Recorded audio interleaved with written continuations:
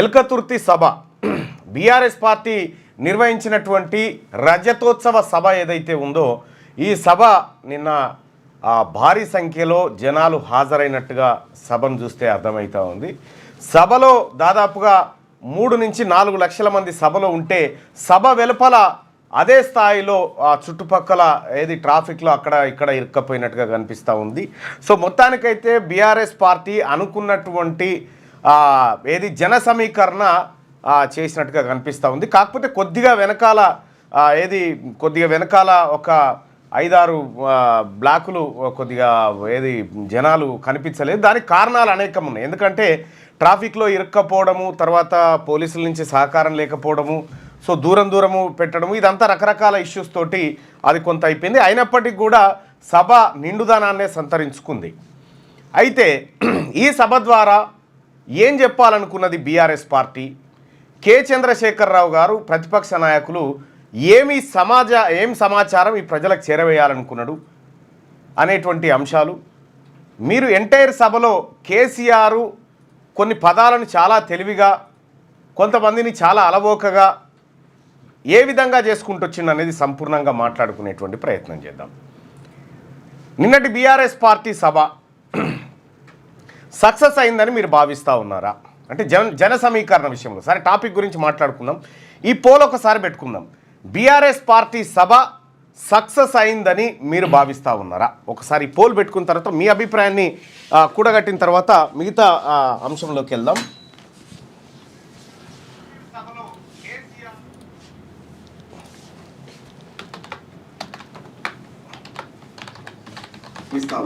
ఒకసారి పోల్ పెట్టుకున్న తర్వాత మీ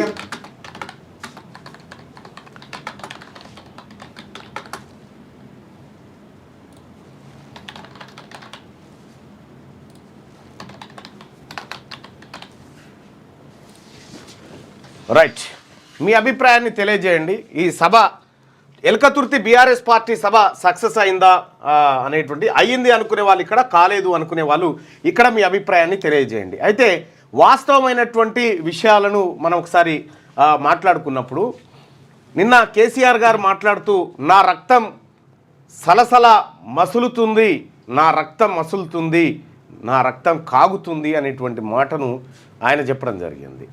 నేను అడుగుతా ఉన్నా ఎవరిని, కేసీఆర్ గారిని. కేసీఆర్ గారు ఇవాళ బీఆర్ఎస్ పార్టీ రజతోత్సవ సభ లేకపోతే మీ రక్తం మసిలేదేనా? ఈ తెలంగాణ రాష్ట్రంలో కాంగ్రెస్ పార్టీ అధికారంలోకి వచ్చిన తర్వాత అన్ని వినాశనాలు జరుగుతూ ఉన్నాయి. కరెంట్ ఇస్తలేరు, చెరువులు నింపుతలేరు, నల్లా నీళ్ళు ఇస్తలేరు, ఆ తర్వాత ఇండ్లు ఇస్తలేరు, పెన్షన్లు పెంచలేదు, స్కూటీలు ఇవ్వలేదు, ఈ నిరుద్యోగ సమస్య అట్లాగే ఉంది. ఇటువంటి మాటలన్నీ మీరు చెప్పినారు. ఇన్ని సమస్యలు తెలంగాణ రాష్ట్రంలో ఉండగా మీరు ఫామ్ హౌస్లో ఉండడం సబబేనా అనేది మీరు ఒకసారి ఆత్మవిమర్శ చేసుకోండి. నిజంగా ఆ సమస్యలే కనుక అట్లా ఉంటే. నిన్న కేసీఆర్ సభ పెట్టిన తర్వాత ఆయన సభా ప్రాంగణానికి వచ్చిండు. వచ్చి ఆయన ఒక్కడే సభలో మాట్లాడడం జరిగింది. ఇక్కడ నేను ఒక మాట చెప్తా ఉన్నా, మీకు 25వ సంవత్సరం వార్షికోత్సవం రజతోత్సవం 25వ రజతోత్సవం జరిగింది కదా. ఈ 25వ రజతోత్సవం మొదటి రజతోత్సవానికి ఒకసారి పోదాం. కొండా లక్ష్మణ్ బాపూజీ బీఆర్ఎస్ పార్టీకి స్థావరం లేకపోతే తన ఇంటిని, జలదృశ్యంలో ఉన్నటువంటి తన ఇంటిని బీఆర్ఎస్ పార్టీ ఆఫీస్ కోసం ఇచ్చినటువంటి బీసీ బిడ్డ కొండా లక్ష్మణ్ బాపూజీ పేరు కానీ ఆయన ఆ రోజు ఇచ్చినటువంటి అవకాశాన్ని కానీ ఎక్కడ కూడా మీరు ఉచ్చరించలేదు. తెలంగాణ రాష్ట్రమే ఊపిరిగా బతికినటువంటి, ప్రత్యేక రాష్ట్రమే ఊపిరిగా బతికినటువంటి తెలంగాణ జాతిపిత ప్రొఫెసర్ జయశంకర్ సారు పేరును కూడా మీరు ఎక్కడ చర్చకు పెట్టలేదు. తెలంగాణ రాష్ట్రం కోసం మరీ ముఖ్యంగా కేసీఆర్ను అత్యంత గొప్ప నాయకుడిగా తీర్చిదిద్దేటువంటి క్రమంలో, ఈ ఉద్యమానికి సారథి అనేటువంటి క్రమంలో బలిదానాలు చేసినటువంటి శ్రీకాంతాచారి పేరు మీద ఎక్కడ తలుచుకోలేదు. ఇదే ఉద్యమం కోసం మొత్తం జీవితాలను త్యాగం చేసినటువంటి అమరవీరుల బొమ్మ పెట్టినాం, దాని మీద పూలు చల్లినాం. కానీ ఇవాళ నీ పార్టీ ఏదైతే ఉద్యమకారుల పునాదుల మీద నిర్మితమైందో ఆ పార్టీని ఊపిరిగా పైకి తీసుకొచ్చినటువంటి ఉద్యమకారులు ఎవరు కూడా ఇవాళ నీ పక్కకు చాలా తక్కువలో ఉన్నారు. మరి ఇక్కడ మా బీసీ బిడ్డలను నువ్వు తలుసుకోకపోతివి. ఈ తెలంగాణ కోసం పోరాడినటువంటి కొండా లక్ష్మణ్ బాపూజీ యాదికి రాలే, జయశంకర్ సార్ యాదికి రాలే, మా బెల్లి లలితక్క యాదికి రాలే, మా సాంబశివుడు యాదికి రాలే, మా కోనపూర్ రాములు యాదికి రాలే, మా మారోజు వీరన్న యాదికి రాలే. మీకు ఎవరు యాదికి వచ్చిర్రు? కేవలం కేసీఆర్ మాత్రమే యాదికి వచ్చిండు. నేనున్నప్పుడు ఏం చేసినా ఇప్పుడు ఏం జరుగుతుందనేటువంటి మాట చెప్పారు. ఎస్, వాస్తవానికి కేసీఆర్ గారు ఇప్పుడు మీరున్నా కూడా గుడ్లు తెలిసేదే, ఇంతకంటే బెటర్ గేమ్ ఉండకపోయేది. ఫుట్బాల్ బుడ్డి ఎప్పుడో తేలింది. తేలిన టైంకు నువ్వు తప్పించుకున్నావు అంతే. రెండో విషయం ఏంటంటే, ఇక్కడ ఈ తెలంగాణ రాష్ట్రం కాంగ్రెస్ పార్టీకి అధికారం పోయిన తర్వాత ప్రతిపక్ష నాయకుడిగా బాధ్యతలు నిర్వహించడంలో పూర్తిగా విఫలమైన. సభ సక్సెస్ కాదంటలేం, సభ సక్సెస్. ఆ సభ ద్వారా కాంగ్రెస్ పార్టీకి కొంత మింగుడు పడినటువంటి వాతావరణాన్ని క్రియేట్ చేసినాం. అక్కడ వరకు మీరు సక్సెస్. నిన్నటి సభ కోసం దాదాపుగా 200 కోట్ల రూపాయలకు పైగా ఖర్చు చేశారు. 200 కోట్ల రూపాయలు పైగా ఖర్చు చేయడం జరిగింది. సో ఆ ఖర్చు చేసినటువంటి 200 రూపాయలు ప్రజాక్షేత్రంలోకి పోవడం జరిగింది. పల్లెో బఠానో ఏదో ఒక కార్యక్రమం అయితే నడిచింది. ఈ రకంగా తెలంగాణ రాష్ట్రంలో బీఆర్ఎస్ పార్టీ దగ్గర ఉన్నటువంటి డబ్బు ఏ పార్టీ దగ్గర కూడా ఈ లోకల్ పార్టీల దగ్గర లేవు. అయినా కూడా బీఆర్ఎస్ పార్టీ ఈ సభ ద్వారా ఏదో చెప్తుంది అనుకుంటే ఏమీ లేదు. కేసీఆర్ ఇంట్లో పోషమ్మ పండుగ లెక్క అయిపోయింది. ఇక నేను బయలుదేరుతా అనేటువంటి మాట చెప్పిండు. మీరు బయలుదేరారన్న విషయం అందరికీ తెలుసు. కేవలం క్యాడర్ని ఉత్సాహపరచడం కోసం, క్యాడర్ని సంతృప్తిపరచడం కోసం, క్యాడర్ని మళ్ళా ప్రజాక్షేత్రంలో తిరగడం కోసం ఈ కార్యక్రమాన్ని కొంత యూటిలైజ్ చేశారు. భారీ స్థాయిలో ఏర్పాట్లు కూడా అట్లనే ఉన్నాయి. దాదాపు 200 కోట్లు ఖర్చు అంటే మామూలు విషయం కాదు. అడగోలుగా ఖర్చు చేశారు. అనేకమైనటువంటి ప్రచార మాధ్యమాలను వాడుకున్నారు.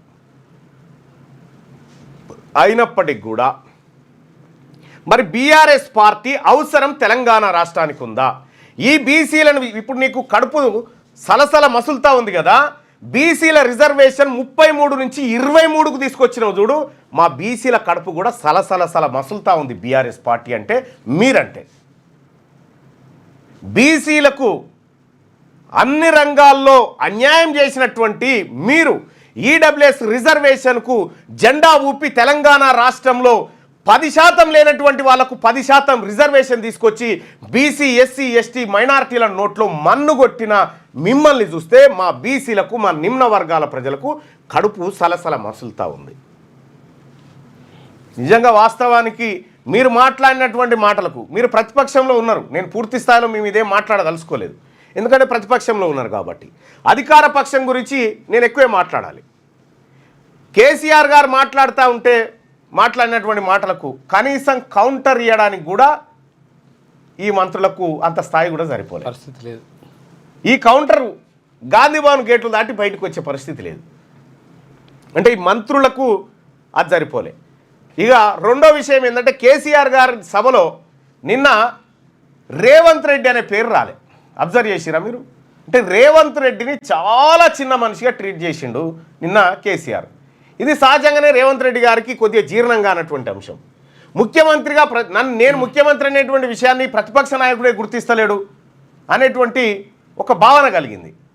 అంతో ఇంతో పేరు తీసిండంటే బట్టి విక్రమార్క పేరు తీసిండు తప్ప రేవంత్ రెడ్డి పేరు కానీ ఒక్క మంత్రి పేరు కానీ ఆయన ఉచ్చరించలే. పైగా ఏఐసిసి నాయకులను, రాహుల్ గాంధీ గారిని, సోనియా గాంధీ గారిని, ప్రియాంక గాంధీ గారిని వాళ్ళని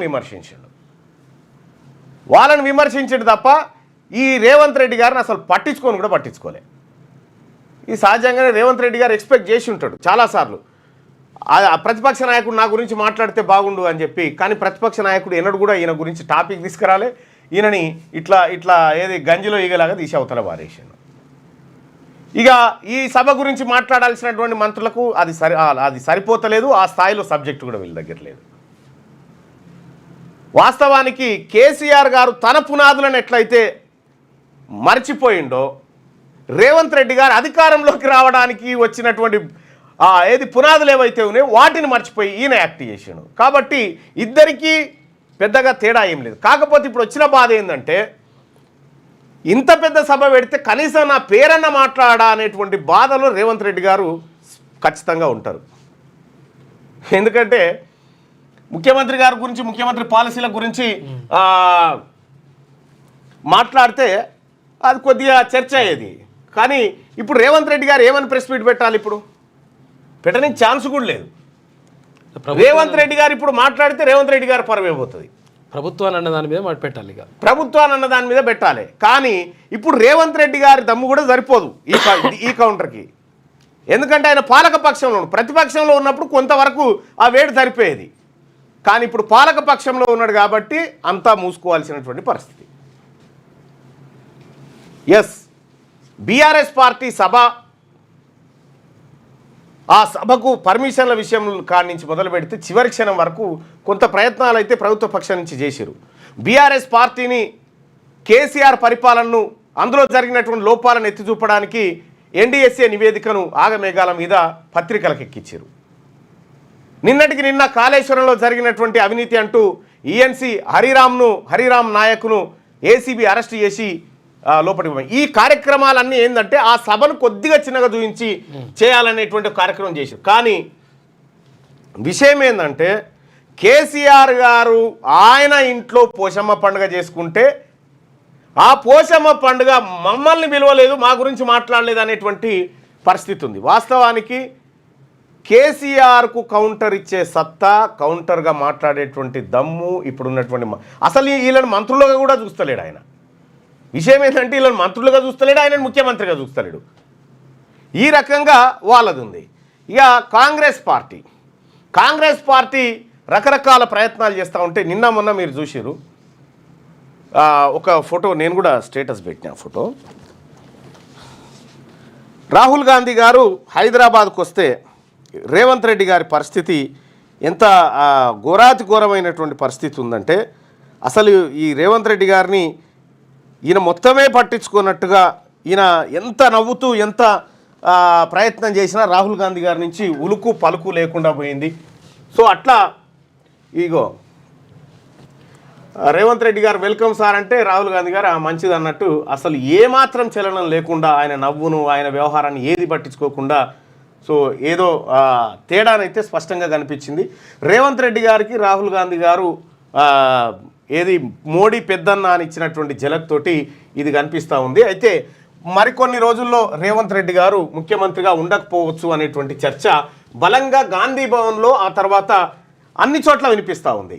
నిజంగా కేసీఆర్ గారిని ఇగో ఇది శ్రీకాంత్, నిజంగా కేసీఆర్ గారిని ఒప్పుకోవాలి. ఒక సీఎం గురించి మాట్లాడకుండా ఒక సభ నడిపారు, కానీ మన సీఎం ఒకరోజు కూడా కేసీఆర్ పేరు లేకుండా మాట్లాడలేరంటూ. ఎస్, ఆ విషయంలో కేసీఆర్ అనేటువంటి వ్యక్తి తను ఏం చెప్పాలనుకున్నాడో చెప్పిండు. రెండో విషయం ఏంటంటే ఈ పార్టీకి భవిష్యత్తు వారసుడు కేటీ రామారావే అనేటువంటి పట్టాభిషేక కార్యక్రమం కూడా చేసేసిండు. అందులో హరీష్ రావును ఎంత పక్కకు పెట్టానో అంత పక్కకు పెట్టి ఏం చేయాలనో అది చేసి పారేసిండు. ఇక్కడ నిన్న చేసినటువంటి సభా కార్యక్రమాలు ఏవైతే ఉన్నాయో ఈ కార్యక్రమాలన్నీ కూడా కేటీ రామారావు చుట్టూనే తిరిగినాయి.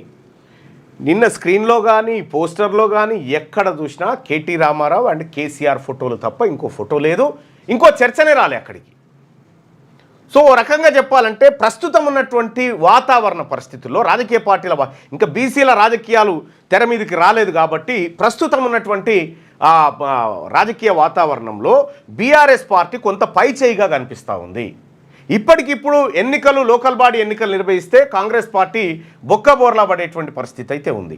ఇంకొక విషయం ఏంటంటే రాజీవ్ యువ వికాసమో ఏదో పథకం తెచ్చారు కదా, ఆ పథకం కాంగ్రెస్ పార్టీకి మరణ శాసనం అవుతుంది. మీరు చూడుర్రి, ఆ పథకం కాంగ్రెస్ పార్టీకి మరణ శాసనం అయి కూర్చుంటుంది రేపటి లోకల్ బాడీ ఎన్నికల నాటికి. ఇక ఇంకొక విషయం ఏం చెప్పాలంటే బీఆర్ఎస్ పార్టీ, మరీ ముఖ్యంగా కేసీఆర్ గారు ఈ 16 నెలల కాలం పాటు ఫామ్ హౌస్కు పరిమితమైనటువంటి సందర్భంలో సహజంగానే ఆయన వాయిస్ ఏముండబోతుందని ఆసక్తిగా వచ్చేటువంటి జనాలు ఎక్కువ మంది వచ్చారు. దాంట్లో కూడా వచ్చిన జనాలలో కూడా ఒక 10-15% స్వచ్ఛందంగా రావచ్చు, మిగతా వాళ్ళంతా కూడా స్వచ్ఛందంగా ఏం లేదు, డబ్బులు పేరుతోటే విపరీతంగా పెట్టొచ్చిండ్రు. అయితే ఈ సభ కార్యక్రమం ఇక గంత పెద్ద సభ జరిగినప్పుడు కొన్ని సమస్యలు కూడా ఎదురైతాయి కదా, అటువంటి సమస్యలు కూడా ఎదురైనాయి. నిన్న ఆ సభ నుంచి తిరిగి వస్తున్నటువంటి సందర్భంలో యాక్సిడెంట్లు జరిగినాయి. యాక్సిడెంట్ జరిగి ఒకరు చనిపోవడం కూడా జరిగింది. సో అది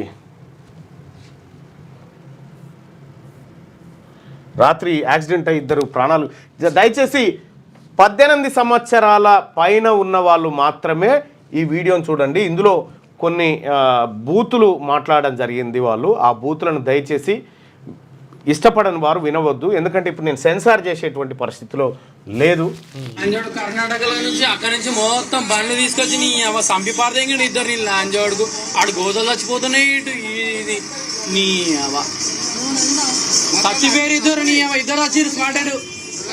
నిన్న సభ కాడ జరిగినటువంటి సభ అయిపోయిన తర్వాత జరిగినటువంటి పరిణామాలు చాలా చాలా క్రూరంగా కనిపించినాయి. అయితే సభ కోసం అనేక రకాల వాహనాలను, అనేక రకాల ప్రైవేట్ ట్రావెల్స్ను, ఆర్టీసీని, అన్ని రకాల వాహనాలను నిన్న వినియోగించడం జరిగింది. అయితే సభ విషయంలో, సభ జన సమీకరణ విషయంలో పార్టీ సక్సెస్ అయినప్పటికీ కూడా సో ఈ ప్రజలకు బలమైనటువంటి సంకేతాన్ని ఇచ్చినట్టుగా కనిపించలేదు. మీ పిల్లలు ఐఐటి, ఎంసెట్ లాంటి కాంపిటేటివ్ ఎగ్జామ్స్ కి ప్రిపేర్ అవుతున్నారా? జాబ్స్ కోసం చేసే ప్రయత్నంలో విఫలమవుతున్నారా? ఇంగ్లీష్ పై పట్టు సాధించలేక పోటీ ప్రపంచంలో వెనుకబడుతున్నారా? స్టేట్ సిలబస్ అయినా, సెంట్రల్ సిలబస్ అయినా అన్ని సబ్జెక్టులు ఇప్పుడు ఒక్క క్లిక్ లో. షేక్ స్పైకర్ ఇప్పటి వరకు ఎవరు తయారు చేయలేని విధంగా రూపొందించబడిన సరికొత్త యాప్. ఇప్పుడే షేక్ స్పైకర్ యాప్ ని ప్లే స్టోర్ నుండి డౌన్లోడ్ చేసుకోండి. కేవలం 1000 రూపాయలకే 7 ఏళ్ల పాటు సబ్స్క్రిప్షన్ పొందండి.